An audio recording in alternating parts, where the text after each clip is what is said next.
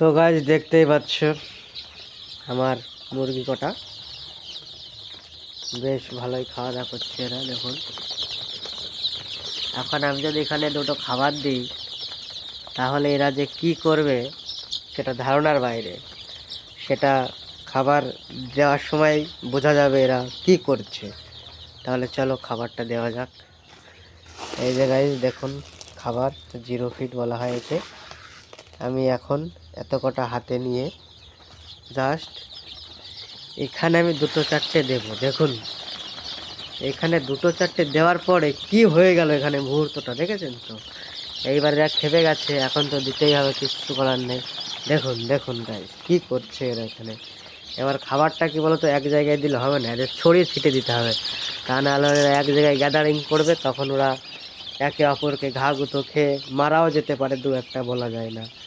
এদের খুব সংকটে। দেখুন আর এক মুঠ দেওয়া যাক তাহলে, এদের একটু খাওয়া দাওয়া ভালো করে আজকে দিয়ে দিই ঢক করে। ঠিক আছে এই দেখেন এদের খাওয়া দেওয়ার পরে এরা যে পাগলের মতো হয়ে যায় কি বলবো গাইস। এরা সে একদম আজকে 3 দিন বয়সের বাচ্চা। হ্যাঁ দেখুন গাইস ডানা মানা সব জ্বালিয়ে যাচ্ছে।